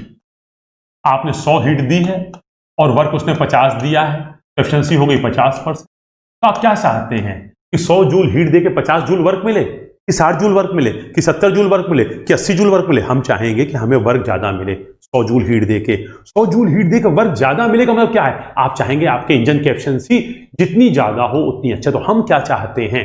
हम चाहते हैं अपने कॉर्नॉट साइकिल की, कॉर्नॉट इंजन की, देखो बेटा कॉर्नॉट इंजन का मतलब क्या है? कॉर्नॉट साइकिल पे काम करने वाला इंजन। ऑटो इंजन का मतलब क्या है? ऑटो साइकिल पे काम करने वाला इंजन। डीजल इंजन का मतलब क्या है? डीजल साइकिल पे काम करने वाला इंजन। तो हम चाहेंगे हमारे कॉर्नॉट इंजन की या हमारे कॉर्नॉट साइकिल की एफिशिएंसी हाई हो। अब एफिशिएंसी हाई कैसे हो? अब हमें थ्योरी देख चुके हैं हम लोग कि एफिशिएंसी जो है कॉर्नॉट साइकिल की वो होती है 1 माइनस TL/TH। एक चीज तो तय है कि अगर तुम इसको बढ़ाना चाहते हो तो तुम्हें TL/TH में ही जो कुछ करना है। यहां पे gamma, CP, CV, molecular weight, specific gas constant, इनको करने से, इनको बदलाव करने से कुछ नहीं होगा। ये हमने पहले स्टेटमेंट में देख लिया। हाँ, TS TL पे निर्भर करती है। TS TL को कुछ चेंज करो तो फर्क पड़ सकता है। तो आइए इसी चीज को हम लोग देखने जा रहे हैं कि अगर हम कॉर्नॉट साइकिल की एफिशिएंसी बढ़ाना चाहते हैं तो हमारे पास क्या क्या तरीके हैं। आइए अब बेटा ध्यान देखिएगा, हम चाहते हैं अपने कॉर्नॉट साइकिल की एफिशिएंसी बढ़ाना, तो दो ही चीजों पे निर्भर करती है, जिस टेम्परेचर पे हीट ऐड की है और जिस टेम्परेचर पे हीट रिजेक्ट की है। अब अगर आप कहते हैं कि हमारा TL कांस्टेंट का मतलब जिस टेम्परेचर पे हीट रिजेक्ट कर रहे हैं वो कांस्टेंट। अब जरा समझिएगा, सपोज कीजिए इलाहाबाद में दो कॉर्नॉट इंजन काम कर रहे हैं। अगर इलाहाबाद में ही दो कॉर्नॉट इंजन काम कर रहे हैं तो दोनों जब हीट फेंकेंगे तो कहां फेंकेंगे? इलाहाबाद में फेंकेंगे। अगर इलाहाबाद में मेरे को जो कॉर्नॉट इंजन मैंने बनाया है, सपोज कीजिए तो काल्पनिक था, तो मेरा कॉर्नॉट इंजन जिस मान्यताओं पर आधारित है वो इलाहाबाद में चलेगा, तो हीट किस टेम्परेचर फेंकेगा? जो इलाहाबाद का टेम्परेचर है। और आपने जो कॉर्नॉट इंजन बनाया है वो इलाहाबाद में काम कर रहा है इसी एरिया में, तो किस टेम्परेचर पे हीट फेंकेगा? वो भी इसी टेम्परेचर पर। मतलब आपका और हमारे दोनों के लिए जिस टेम्परेचर पे हम हीट फेंकेंगे वो डिपेंड करेगा इलाहाबाद का जो एटमॉस्फेयर टेम्परेचर है। अगर इलाहाबाद का टेम्परेचर मान लीजिए 27 डिग्री सेंटीग्रेड है, इलाहाबाद का टेम्परेचर मान लीजिए 27 डिग्री सेंटीग्रेड है, तो केल्विन में कितना हो जाएगा? 27 प्लस 273 मतलब 300 केल्विन। तो एक चीज तय हो गई कि जो लो टेम्परेचर है वो आपके लिए भी 300 केल्विन होगा, मेरे लिए भी 300 केल्विन। इसका मतलब हम दोनों के लिए लो टेम्परेचर कांस्टेंट हो गया। अब कॉर्नॉट साइकिल की एफिशिएंसी बढ़ानी है तो हम क्या करेंगे? हमने देख रखा है कॉर्नॉट साइकिल की एफिशिएंसी ईटा सी बराबर होता है 1 माइनस TL/TH। अब ये तो हो गया हमारा कांस्टेंट, हम दोनों के लिए हो गया 300। अब अगर मान लीजिए TH का मान मैंने लिया था 1000 केल्विन, अब आप क्या लेंगे? अगर आप 1000 केल्विन लेंगे तो आपकी एफिशिएंसी वही आएगी जो मेरी आ रही है। आपने 1000 केल्विन की जगह आपने ले लिया 1200 केल्विन। अगर आप देखिए इस 300 में 1000 से भाग देंगे तो 0.3 आएगा, इस 300 में 1200 से भाग देंगे तो 0.25 आएगा। अगर 300 में 1000 से भाग देंगे तो 0.3 आया है, तो 1 माइनस 0.3 एफिशिएंसी आएगी 70%। लेकिन 300 में 1200 से भाग देंगे आप, 300 से 1200 देंगे तो 1/4, 1/4 मतलब 0.25, तो एफिशिएंसी कितनी आ जाएगी? 1 माइनस 0.25 मतलब 75%। इसका मतलब अगर लो टेम्परेचर सेम हो तो TH के बढ़ाने से एफिशिएंसी बढ़ती है। वही कहा गया है, कॉर्नॉट साइकिल की एफिशिएंसी बढ़ानी है और TL कांस्टेंट है तो क्या करो? TH को बढ़ाओ। इसका मतलब जरा यहां देखिए, ये है हमारा TL। अगर ये कांस्टेंट है तो इसका मतलब आपको इतनी ही तो रिजेक्ट करनी ही पड़ेगी जो कि कांस्टेंट है। अब अगर आपने मान लीजिए 1 से 2 के नीचे की हीट दी तो इतनी तो आपने फेंक दी, वर्क कितना मिलेगा? 1 2 3 4 के नीचे का एरिया। लेकिन अगर आपने हीट इस लाइन से न देके इस लाइन से दी तो आपको क्या होगा? हीट तो आपको इतनी फेंकनी पड़ेगी लेकिन कार्य आपका इतना हो जाएगा। इसका मतलब आपकी एफिशिएंसी बढ़ जाएगी। तो हम क्या कह रहे हैं, अगर टीएल फिक्स है, लो टेम्परेचर फिक्स है, तो टीएच को बढ़ाओ। अगर लो टेम्परेचर फिक्स है तो टीएच के बढ़ाने से कार्नोट साइकिल की एफिशिएंसी बढ़ती है, ये हमने देखा। अब आपने कहा नहीं सर, हमारा जो है टीएच फिक्स है, इसको हम चेंज नहीं कर सकते, मतलब क्या हो, जरा देखते हैं। टीएच फिक्स है का मतलब जरा समझने की कोशिश करते हैं बेटा। टीएच फिक्स है का मतलब सपोज कीजिए कि हम दोनों जो हैं मजबूर हैं और हम दोनों ही जो हैं हीट दे सकते हैं।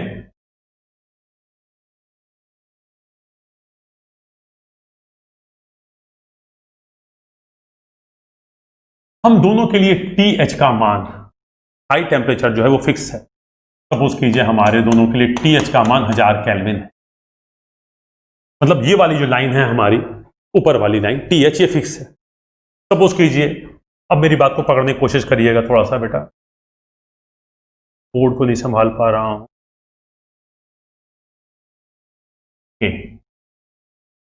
अब हम दोनों के पास 1000 केल्विन पे हीट देने की क्षमता है कार्नोट साइकिल। हम ऑपरेट कर रहे हैं इलाहाबाद में। इलाहाबाद का टेम्परेचर कितना है, 27 डिग्री सेंटीग्रेड।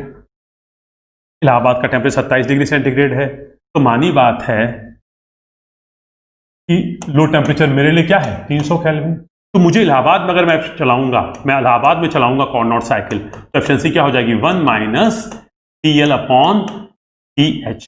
तो 1 माइनस 300 बटे 1000, तो हो जाएगी 1 माइनस 0.3 बराबर 0.7, कितना हो जाएगी, 70%। इसका मतलब कि मैं अगर इलाहाबाद में ऑपरेट कर रहा हूं और मैं हीट ऐड कर सकता हूं 1000 केल्विन पे, तो रिजेक्ट करूंगा मैं 27 डिग्री सेंटीग्रेड के हिसाब से 300 केल्विन पे, तो इलाहाबाद में मुझको एफिशिएंसी मिलेगी 70%। ठीक है, अगर मैं इसी को ऑपरेट करूं जम्मू कश्मीर में लेके जाऊं, और मान लीजिए वहां पे जम्मू कश्मीर में टेम्परेचर जो है वो -23 डिग्री सेंटीग्रेड है। अगर वहां -23 डिग्री सेंटीग्रेड, तो टीएल कितना हो जाएगा सर, टीएल हो जाएगा 273 में जोड़ दीजिए -23, तो कितना आ जाएगा, 250 केल्विन। अब हम लोग इलाहाबाद के एफिशिएंसी निकाल चुके हैं, 70% आई है।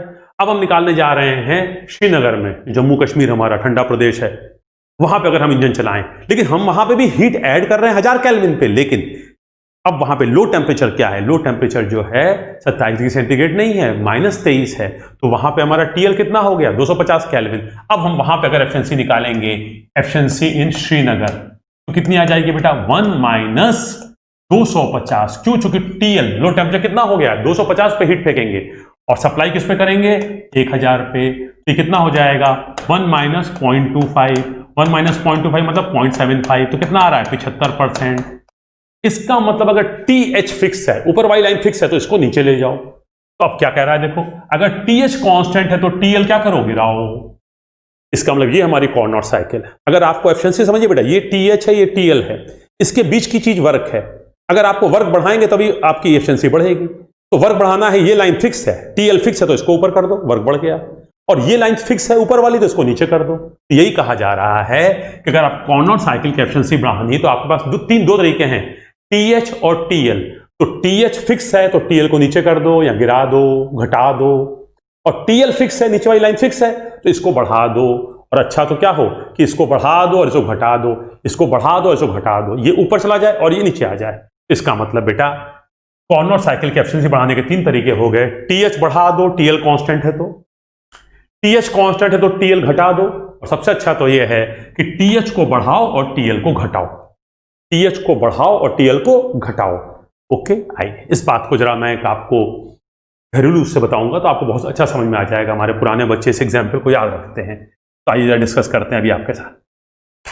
बेटा सपोज कीजिए 1-2 क्या है, 1-2 है जिस टेम्परेचर पे हम हीट ऐड कर रहे हैं। इसका मतलब वह टेम्परेचर, क्वांटिटी की बात नहीं हो रही बेटा, वह टेम्परेचर, ये क्या है, मान लीजिए टीएच, और ये क्या है, वह टेम्परेचर जिस पे हम हीट रिजेक्ट करते हैं या फेंकते हैं, ये क्या है, एक तरह से ये है टीएल।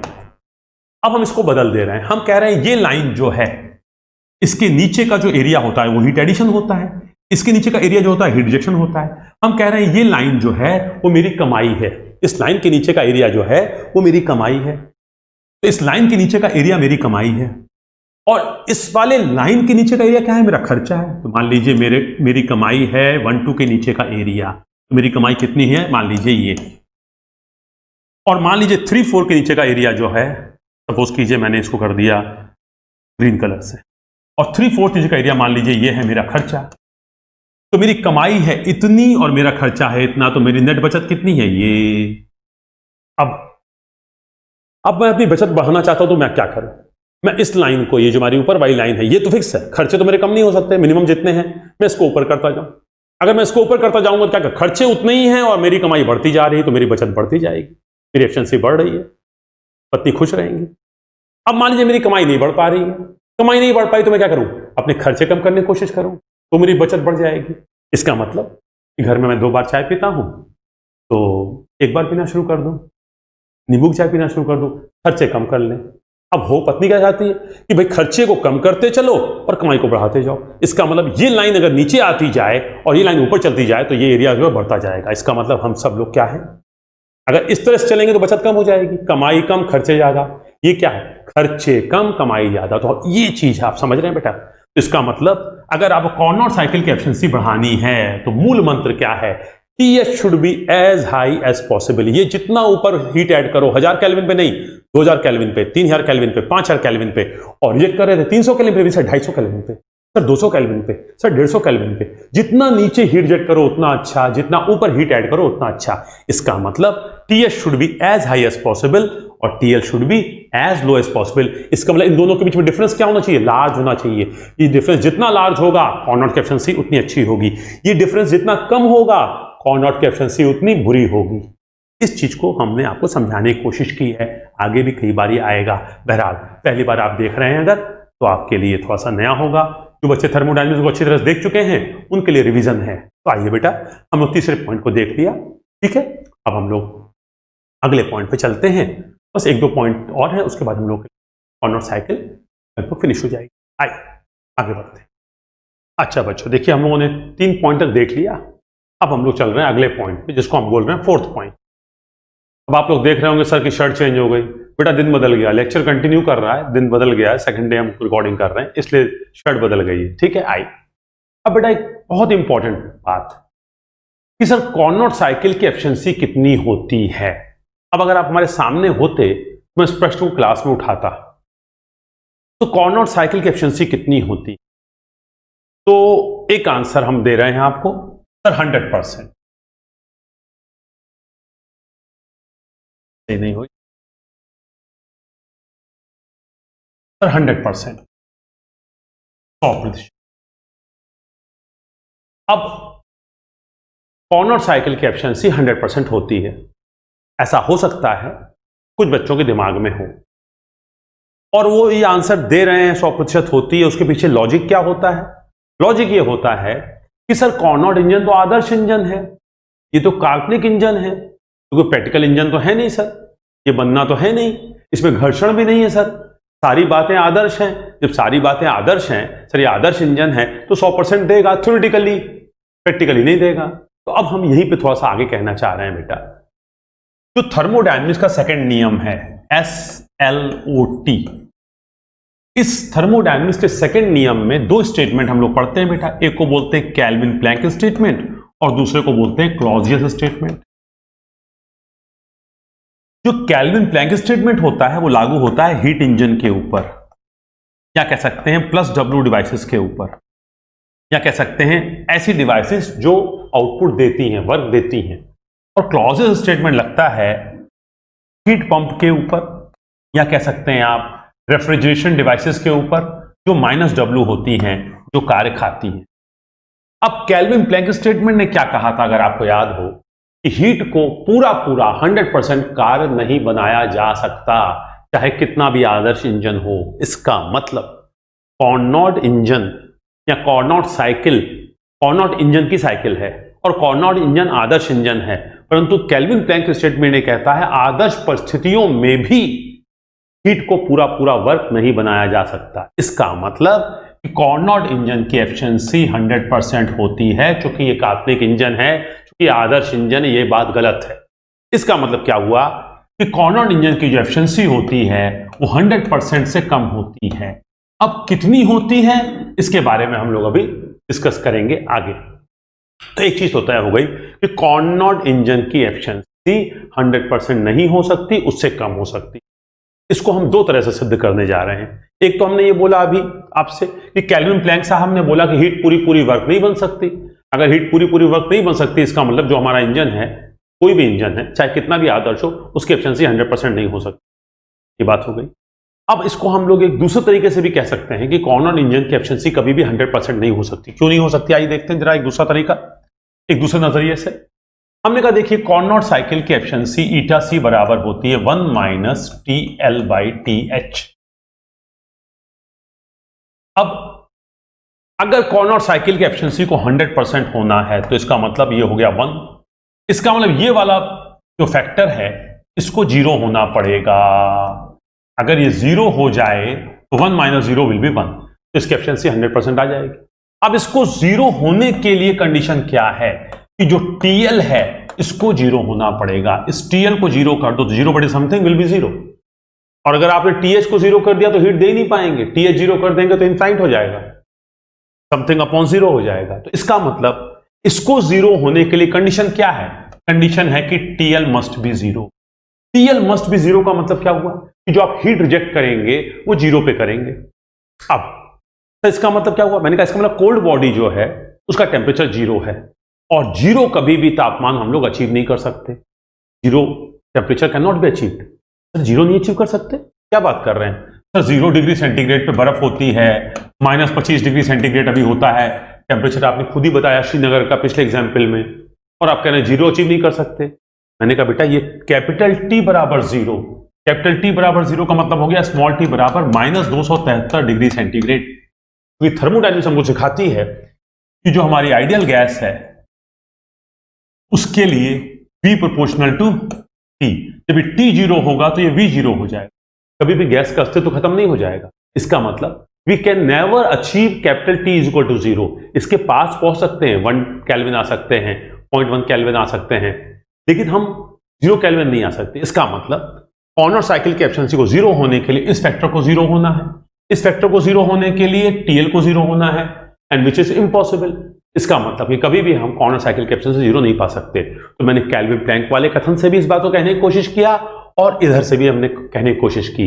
इसका मतलब एक चीज तय हो गई कि आपके दिमाग में ये नहीं होना चाहिए कि सर ये तो आदर्श इंजन है, इसमें घर्षण भी नहीं है, गैस भी आइडियल है, ऊष्मारोधी दीवारें हैं, सारी चीजें आदर्श हैं, सर किताबी हैं, तो इसकी एफिशिएंसी किताब पे तो 100% आई जाएगी। प्रैक्टिकली तो बन ही नहीं पाया है, तो सवाल ही नहीं पैदा होता। तो नहीं, इस इंजन की सारी चीजें आदर्श होते हुए भी केल्विन प्लैंक साहब के हिसाब से इसकी एफिशिएंसी 100% नहीं हो सकती। और इस फॉर्मूले पर रख के देखते हैं, जो कैपिटल T बराबर 0 संभव नहीं है, परम ताप शून्य नहीं हो सकता, इसलिए भी ये संभव नहीं है। तो इसका मतलब कार्नोट साइकिल की एफिशिएंसी 100 नहीं हो सकती, 100 से कम हो सकती। अब अगला प्रश्न उठेगा और उसके बाद हम लोग बढ़ते हैं। अच्छा सर ठीक है, तो इसका मतलब आप ये कहना चाहते हैं कि कार्नोट साइकिल की एफिशिएंसी 100% नहीं? बिल्कुल। तो मेरा चौथा पॉइंट क्या है? Eta C means Carnot cycle can never be 100%। इसकी एफिशिएंसी, ईटा सी का मतलब efficiency of Carnot cycle can never be 100%। अब यहां तक तो बात हो गई। सर 100% नहीं हो सकती तो कितनी हो सकती है? अब बहुत इंपॉर्टेंट प्रश्न है, सर कितनी हो सकती है? सर 99 हो सकती है, सर 90 हो सकती है, सर 99.99 हो सकती है, या सर 80 हो सकती है? कुछ तो बताइए सर। 100 नहीं हो सकती, हम मान गए कि हीट पूरी पूरी वर्क नहीं बन सकती, बट सर ये आदर्श साइकिल है, सारी चीज आपने आदर्श लेके चले हैं आप, तो इसकी एफिशिएंसी हाई तो होनी चाहिए ना। तो कितनी हो सकती है? 90, 99, 95, 80, कुछ तो बोलिए सर। तो मैंने कहा बेटा मैं कुछ नहीं बोल सकता, सर कुछ तो बताइए सबसे हाईएस्ट। अच्छा हाँ, आपके दिमाग में एक और बात होगी कि कार्नोट साइकिल की एफिशिएंसी सबसे ज्यादा होती है। बात भी सही सर, सबसे ज्यादा तो होती है सर कुछ फिगर तो दीजिए, कुछ आइडिया तो दीजिए। तो मैंने कहा बेटा मैं नहीं दे सकता। तो अब हम अपने अगले पॉइंट को उठाना चाह रहे हैं, 5वें पॉइंट को, बल्कि चौथे पॉइंट को उठाना चाह रहे हैं थोड़ा सा और। तो आखिर ठीक है, इसकी एफिशिएंसी 100% तो नहीं हो सकती, सर कितनी हो सकती है? तो बेटा इसके बारे में बहुत ज्यादा नहीं कह सकते, थोड़ा सा आगे देखते हैं। मैंने कहा भाई ईटा सी कितनी हो सकती है? मैंने कहा भाई ईटा सी होने को 1% हो सकती है। सर 1%? ये कोई बात हुई? आदर्श इंजन है सर सबसे ज्यादा, और सर होने को 10% भी हो सकती है, होने को 99% भी हो सकती है, होने को 99.9% भी हो सकती है और होने को 0.01% भी हो सकती है। आपने कहा ये सर क्या बात है, इसका मतलब इसकी एफिशिएंसी क्या हो सकती है? कुछ भी हो सकती है, 0 से ज्यादा और 100 से कम। सर 0.01% भी हो सकती है कॉर्नर साइकिल की एफिशिएंसी। मैंने कहा हाँ। सर 99.9 भी हो सकती है। मैंने कहा हाँ। क्यों बेटा? कॉर्नर साइकिल की एफिशिएंसी इस बात पे निर्भर करती है कि टीएच कितना है और टीएल कितना है। मान लीजिए अब मैं आपको टीएच टीएल के उदाहरण लेके दिखा रहा हूं कि कॉर्नर साइकिल है और वो डिफरेंट टेम्परेचर पे चल रही है, तो एफिशिएंसी क्या होगी आके देखते हैं जरा सा। आइए इसको मैं मिटाता हूं थोड़ा सा। अब सपोज कीजिए बेटा हमारी एक कॉर्नर साइकिल है, ये हमारी हॉट बॉडी है, इससे हम कॉर्नर इंजन को हीट दे रहे हैं C1 और इससे हीट रिजेक्ट कर रहे हैं और ये वर्क दे रहा है। तो हमने इसको हीट दी Q, इसने वर्क दिया W और इसने जो हीट रिजेक्ट कर दी ये है QR। जो हमने हीट दी वो QA, इसने जो वर्क फेंका वो W या दिया, और QR जो एटमॉस्फेयर में फेंका। अब ये हमारी हॉट बॉडी है, ये है हमारी कोल्ड बॉडी। सपोज कीजिए जो हम हीट दे रहे हैं वो हम दे रहे हैं 1000 केल्विन पे, और जो हीट रिजेक्ट हो रही है मान लीजिए वो हो रही है 990 केल्विन पे। अब समझ में, ये है 1000 और ये है 990, ये 1000 है 190, दोनों क्या है? बहुत पास है। तो इस टेम्परेचर में अगर कॉर्नर इंजन काम करेगा या इस टेम्परेचर में अगर कॉर्नर साइकिल काम करेगी तो एफिशिएंसी क्या देगी? आइए निकालने की कोशिश करते हैं क्या देगी एफिशिएंसी। इसकी एफिशिएंसी हो जाएगी ईटा C1, पहला है ना, is equal to 1 minus TL। ये हो जाएगा 990 और बटे 1000। 990 बटे 1000 को करोगे तो क्या आ जाएगा? ये 0 कट जाएगा, 99 बटे 100, 100 से भाग दोगे तो आ जाएगा 1 माइनस 0.99। 99 को 100 से भाग दोगे हो जाएगा 0.99। इसका आंसर क्या आ जाएगा? 0.01। इसका मतलब 0.01 को परसेंटेज लिखोगे कितना हो जाएगा? ये हो जाएगी 1%। तो कॉर्नर साइकिल की एफिशिएंसी हो गई 1%। अगर हाई टेम्परेचर है 1000 केल्विन और लो टेम्परेचर 990 केल्विन। लेकिन अगर ये टेम्परेचर 1000 वाला 1000 ही रहे और 990 वाला 900 हो जाए, तो अब मैं क्या कर रहा हूं देखिए, अभी इसकी एफिशिएंसी थी ईटा C1 बराबर 1%। अब मैं कर रहा हूं, इसको मैं कर दे रहा हूं थोड़ा सा, 990 को हटा के मैंने कर दिया 900, 990 को हटा के मैंने कर दिया 900। अब बताइए इस कॉर्नर साइकिल एफिशिएंसी क्या होगी? सर इसकी एफिशिएंसी हो जाएगी, अब हमने नाम दे दिया इसको ईटा C2। ईटा C2 बराबर हो जाएगी सर 1 माइनस 900 बटे 1000। सर 1 माइनस 900 बटे 1000 का मतलब हो जाएगा सर 0.9। ये आ जाएगा सर 0.1। इसका मतलब ये आ जाएगा सर 10%। इसका मतलब अब अगर हाई टेम्परेचर 1000 केल्विन है, लो टेम्परेचर 900 हो गया, तो एफिशिएंसी हो गई 10%। अब अगर ये 900 से हो जाए 100, अब सपोज कीजिए मैंने तीसरी कंडीशन ले ली तो ईटा C2 ये आ गया। अब मैं तीसरी कंडीशन ले लेता हूं बेटा, इस 900 को हटा के मैं कर देता हूं 100, इस 900 को हटा के मैंने कर दिया 100। अब अगर मैं निकालता हूं तो ईटा C3 क्या हो गई? ईटा C3 हो जाएगी 1 माइनस 100 बटे 1000। अब क्या हो जाएगी? 1 माइनस 0.1 तो आ जाएगी 0.9, तो क्या हो जाएगी? 90%। इसका मतलब कि 1000 और 990 में काम कर रहा था तो 1%, 1000 और 900 में काम कर रहा था तो 10%, 1000 और 100 में काम कर रहा है तो 90%, और 1000 और 10 में काम करेगा तो 99.9%। इसका मतलब अब कॉर्नर इंजन की एफिशिएंसी कुछ भी हो सकती है, 1% भी हो सकती है, 10% भी हो सकती है, 50% भी हो सकती है, 90% भी हो सकती है, 99%। ये डिपेंड क्या करेगा? ये डिपेंड करेगा कि टेम्परेचर लिमिट्स क्या है, किस टेम्परेचर रेंज में काम कर रहा है। इसका मतलब कॉर्नर साइकिल की एफिशिएंसी कोई पूछता है तो आपका जवाब क्या होगा? सर कॉर्नर साइकिल की एफिशिएंसी 0 से ज्यादा और 100 से कम होगी। इसका मतलब ईटा C की वैल्यू 100% से कम होगी और हमेशा ईटा C की वैल्यू जो होगी 0 से ज्यादा होगी। ठीक है, इसका मतलब कॉर्नर साइकिल की एफिशिएंसी कुछ भी हो सकती है। सर बड़ा कंफ्यूजिंग हो गया। मैंने कहा सर एक बात बताइए, आपका जो बाइक होती है या जो आपका सर कार होती है, ये पेट्रोल इंजन होती है? मैंने कहा यस। सर ये ऑटो साइकिल पे काम करती है? सुना है। मैंने कहा हाँ, पेट्रोल इंजन है और ऑटो साइकिल पे काम करती है। तो सर इसकी एफिशिएंसी कितनी होती है? तो मैंने कहा बेटा इसकी एफिशिएंसी 30 से 35%।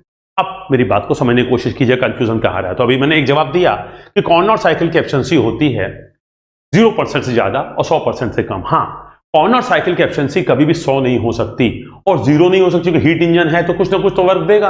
अगर हीट खाया और वर्क दिया ही नहीं तो एफिशिएंसी 0, और वर्क दिया ही नहीं तो इंजन काहेगा, इंजन है तो कुछ तो वर्क दे। तो इसका मतलब 0 से ज्यादा होगी और 100 से कम होगी। कितनी होगी मैंने आपको दिखा दिया कि इसकी एफिशिएंसी जो है 1% भी हो सकती है, 10% भी हो सकती है, 90% भी हो सकती है। और अगर मैं इस टेम्परेचर को और गिरा दूं, 10 केल्विन कर दूं, 10 केल्विन, तो ये 99.9% भी हो सकती है। इसका मतलब इसकी एफिशिएंसी कुछ भी हो सकती है। तो सर इसका मतलब थोड़ा कंफ्यूजन हो रहा है। आप कह रहे हैं सर ऑटो साइकिल की एफिशिएंसी 35% होती है, 30-35% होती है आपके पेट्रोल इंजन की। मैंने कहा तो सर कॉर्नर इंजन की एफिशिएंसी 10% या 1%, और आपके ऑटो साइकिल की एफिशिएंसी सर जो है पेट्रोल इंजन की एफिशिएंसी 30%, ऐसा कैसे संभव है? मैंने कहा ये इस पॉइंट को सर समझने की कोशिश करिए। इसको मैं मिटा रहा हूं बेटा पूरे को। आपने मुझे पूछा कि सर हमारे पेट्रोल इंजन की एफिशिएंसी जो ऑटो साइकिल पे काम करता है, आपकी बाइक कह लीजिए या कार कह लीजिए, कितनी है? मैंने कहा सर चलो मान लो ये 35% है, 30-35% होती मानता है तो सर ओके, ऑटो साइकिल की एफिशिएंसी 35% होती। अभी आपने बोला सर कॉर्नर साइकिल की एफिशिएंसी जो है ये 1% होती है। मैंने कहा ना, मैंने नहीं बोला, मैंने कहा 1% भी हो सकती है, 10% भी हो सकती है, 50% भी हो सकती है, 90% भी हो सकती है, 99.999% भी हो सकती है, बट 100 नहीं हो सकती, और 0.01 भी हो सकती है। इसका मतलब आप समझ रहे हैं? तब तो सर इसका मतलब अगर हम ये बात करें, ये करें, ये करें, ये करें, तो कॉर्नर साइकिल की एफिशिएंसी हमारे ऑटो साइकिल की एफिशिएंसी से कम हो गई, जबकि हमने तो ये पढ़ रखा है सर कि कॉर्नर साइकिल की एफिशिएंसी सबसे ज्यादा होती है। मैंने कहा मैं भी कह रहा हूं। सर कहां कह रहे हैं? मैंने कहा देखो बेटा, ये जब ऑटो साइकिल की एफिशिएंसी है 35%, जब इसको तुम कंपेयर करोगे कॉर्नर साइकिल से तो समझने की कोशिश करना, ये कॉर्नर साइकिल की एफिशिएंसी कब आई थी? ये वाली एफिशिएंसी कब आई थी? जब कॉर्नर साइकिल काम कर रही थी 1000 केल्विन और 990 केल्विन पे। अब अगर तुम्हारी ऑटो साइकिल 1000 केल्विन और 990 केल्विन पे काम करेगी तो बात हम कहते हैं ऐसा। तो मैं फिर से इसको दिखाता हूं। ये 1% कब आई थी? जब 1000 केल्विन और 990 पे काम कर रही थी। ये 10% कब आई थी? जब ये 1000 केल्विन और 900 केल्विन में काम कर रही थी। और ये 90% कब आई थी?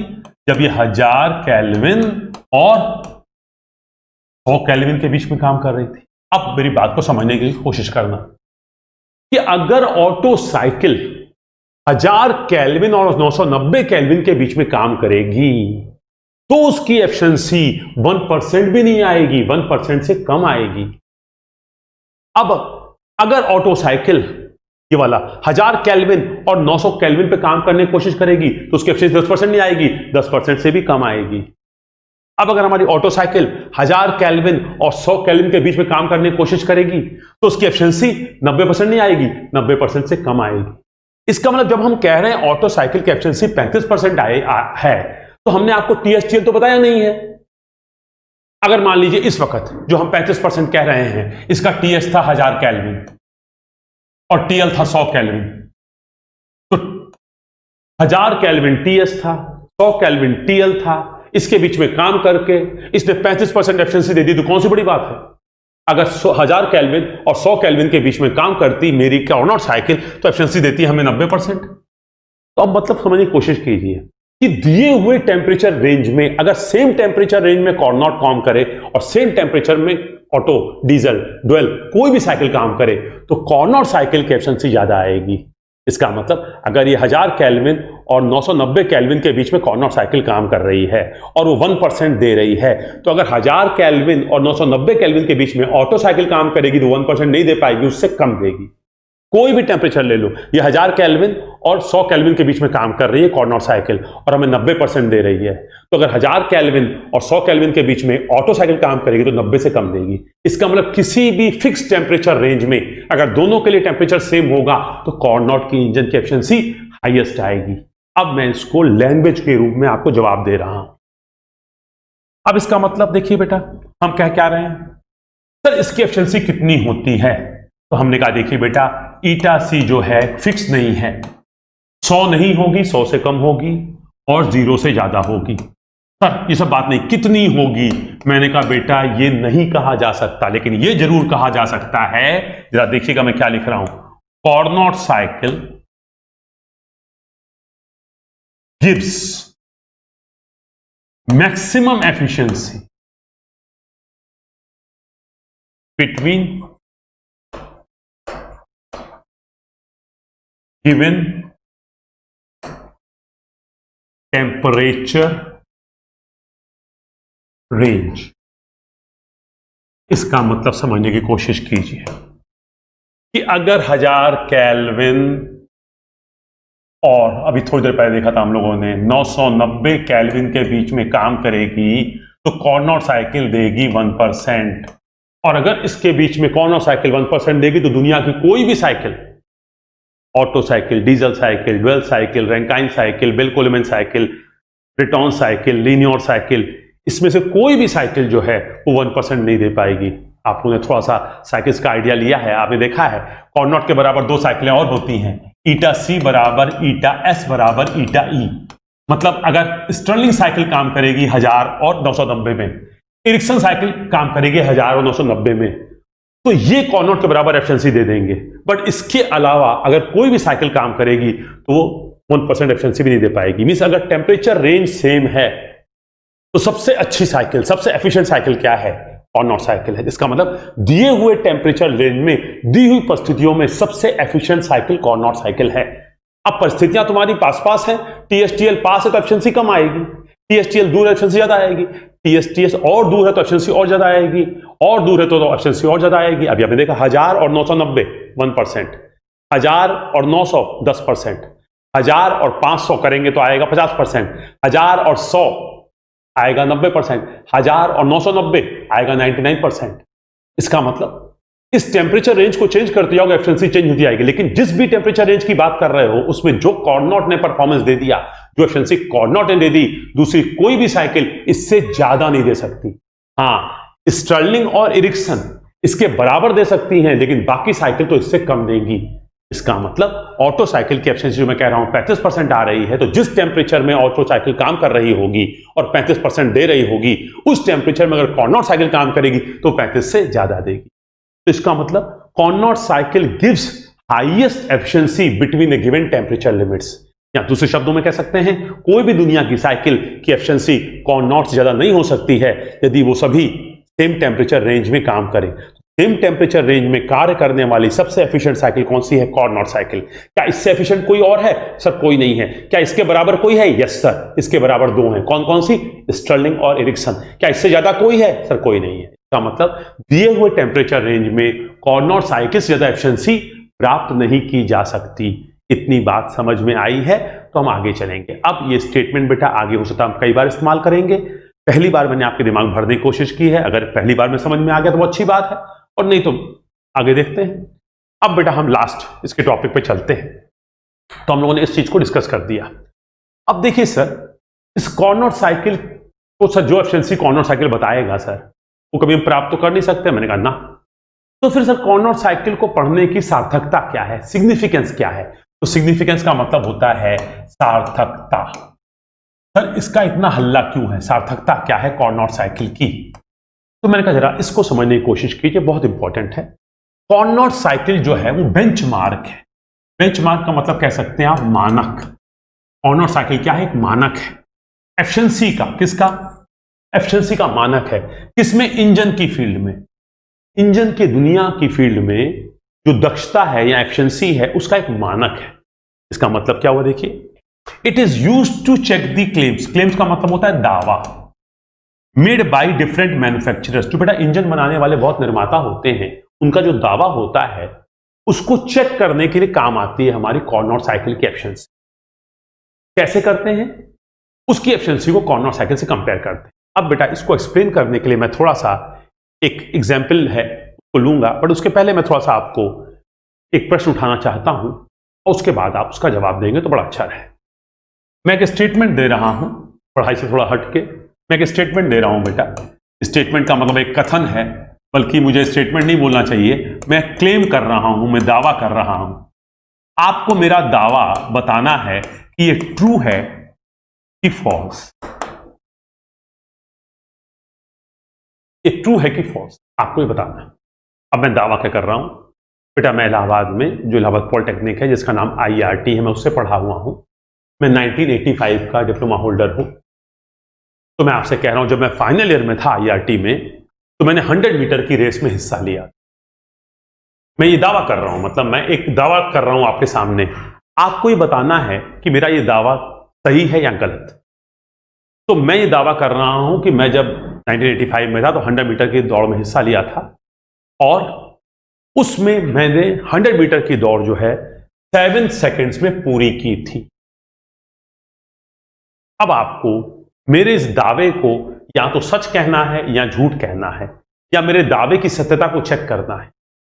अब इस सत्यता को आप कैसे चेक करेंगे? तो आप कोई कह देगा, सर मुझे क्या मालूम कि आप दौड़े थे कि नहीं दौड़े थे, हम थोड़ी 285 में थे। कोई कहेगा, सर हमें IRT ले चलिए सर, वहां पे आपके जो दौड़ प्रतियोगिता होती है उसका रजिस्टर होगा, उस रजिस्टर को हम पलटेंगे और हम देखेंगे कि आप झूठ बोल रहे हैं कि सच।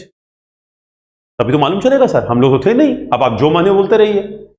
तीसरे बच्चे ने कहा, सर आप झूठ बोल रहे हैं, सर आप झूठ बोल रहे हैं, मतलब फॉल्स, मतलब आप जो है सर गलत कह रहे हैं, सही नहीं कह रहे हैं, मतलब ये आपका स्टेटमेंट गलत है, फॉल्स है।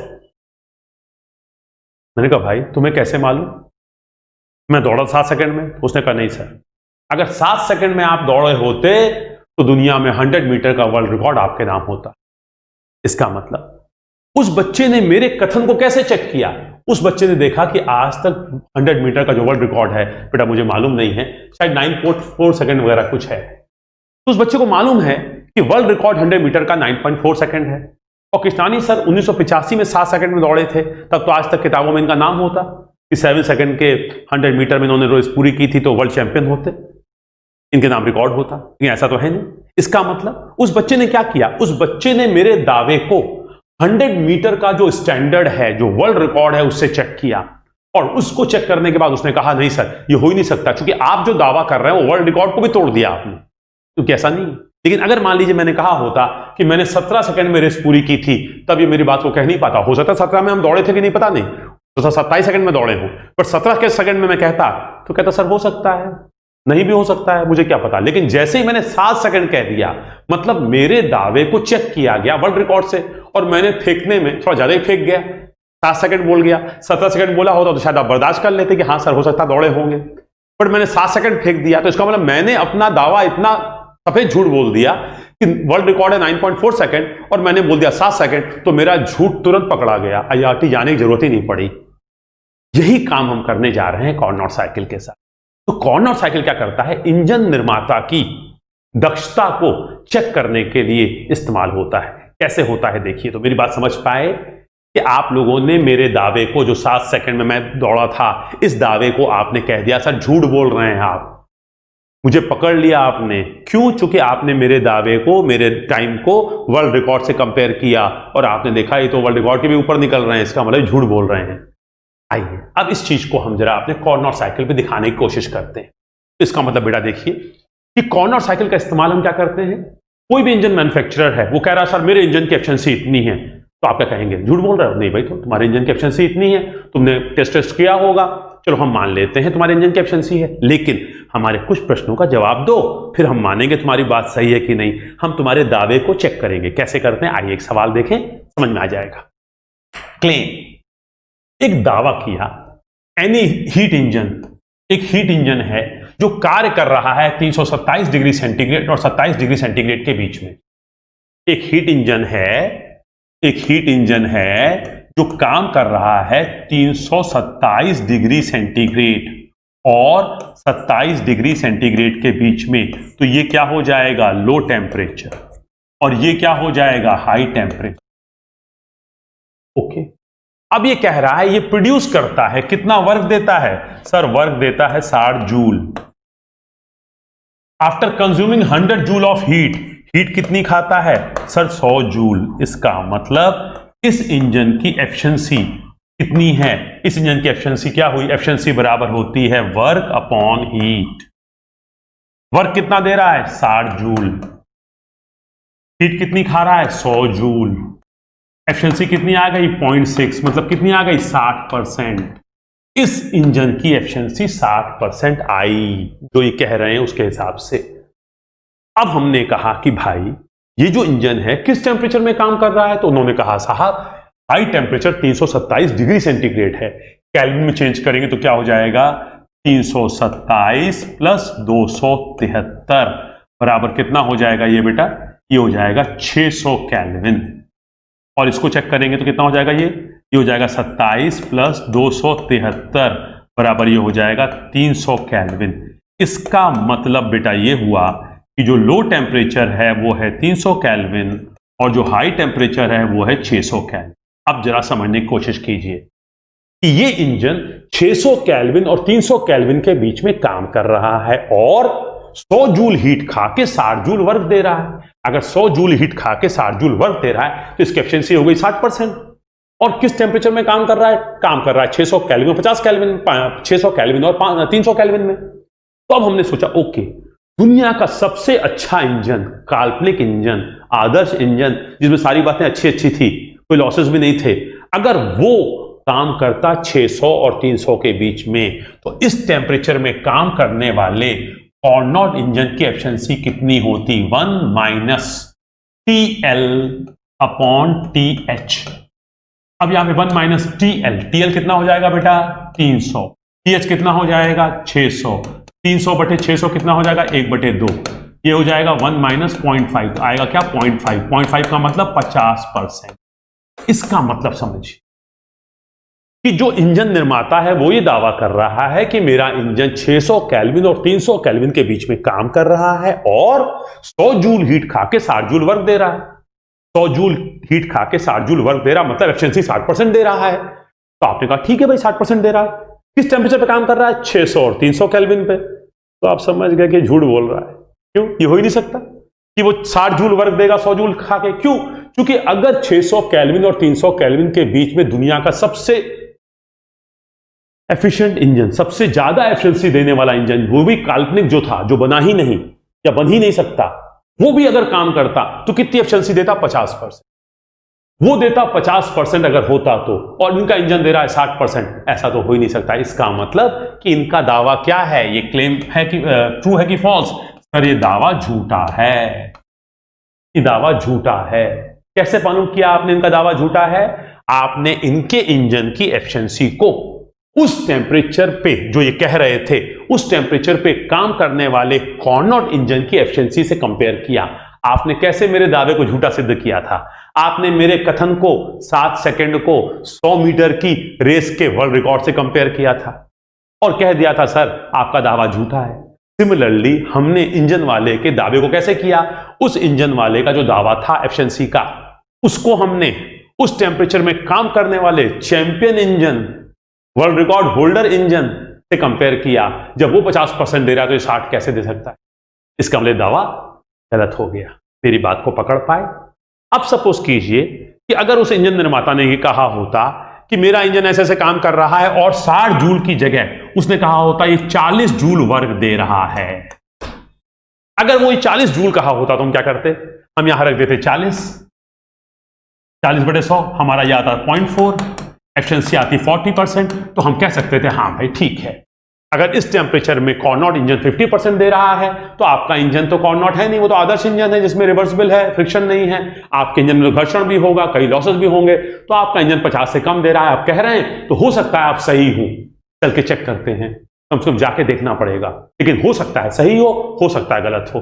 लेकिन जैसे ही उन्होंने कह दिया भाई 60 जूल दे रहा है तो जाने की जरूरत नहीं, आपको IRT जाने की जरूरत नहीं पड़ी मेरा वर्ल्ड रिकॉर्ड चेक करने के लिए, क्योंकि मैंने 7 सेकंड बोला था, मेरा मतलब रिकॉर्ड चेक करने के लिए। आपने बैठे बैठे बोल दिया, उस बच्चे ने कहा सर आप तो जबरदस्ती झूठ बोल रहे हैं। लेकिन अगर मैंने 17 सेकंड बोला होता तो क्या होता? तो आप कहते सर हो सकता है, चलते हैं IRT सर, रजिस्टर चेक करते हैं। तो इसका मतलब धीरे धीरे समझ में आ रहा है आपके कि कार्नोट साइकिल का महत्व यह है कि यह काल्पनिक साइकिल है, आदर्श साइकिल है, जो 100% एफिशिएंट नहीं भी है केल्विन प्लैंक के हिसाब से, लेकिन किसी भी दिए हुए टेम्परेचर रेंज में इससे ज्यादा एफिशिएंसी प्राप्त नहीं की जा सकती। तो कोई भी निर्माता जो क्लेम करेगा उसको हम कार्नोट से कंपेयर करेंगे, और अगर उसका क्लेम कार्नोट से भी ऊपर होगा तो कह देंगे झूठ बोल रहे हो, कार्नोट से नीचे होगा तो हम कहेंगे हो सकता है, फिर हम फर्दर टेस्ट करेंगे। तो इसका इस्तेमाल इस प्रकार से होता है। और ये जो मैंने दिया है बेटा थर्मोडायनेमिक्स की हर बुक में 4 से 5 आपको न्यूमेरिकल छोटे छोटे इसी लॉजिक पे मिलेंगे। ये भी अपने आप में न्यूमेरिकल है। तो हम लोगों ने आज बेटा कार्नोट साइकिल को खत्म किया। अब आप समझिए हमारा चैप्टर है उसमें पढ़ना है हमें auto cycle, diesel cycle, dual cycle. इसका मतलब हमें अब अगले चैप्टर अगले टर्न पे हम लोगों को ऑटो साइकिल से शुरू करना है। अब हम लोग अपने ओरिजिनल आईसी इंजन की साइकिल पे जाएंगे, ऑटो साइकिल। बेटा ये कॉर्नर साइकिल तो कहीं ना कहीं थर्मोडायनेमिक्स में रहती है, हमें पढ़ानी इसलिए पड़ी, आपको समझानी पड़ी, क्योंकि अगर इसको नहीं उठाते तो ऑटो साइकिल में जाने में भी थोड़ा सा आपको मजा नहीं आता। तो अब हम लोग नेक्स्ट टर्न पे शुरू करेंगे ऑटो साइकिल। ओके बेटा, आज क्लास हम यहीं पे रोक रहे हैं। Okay bye.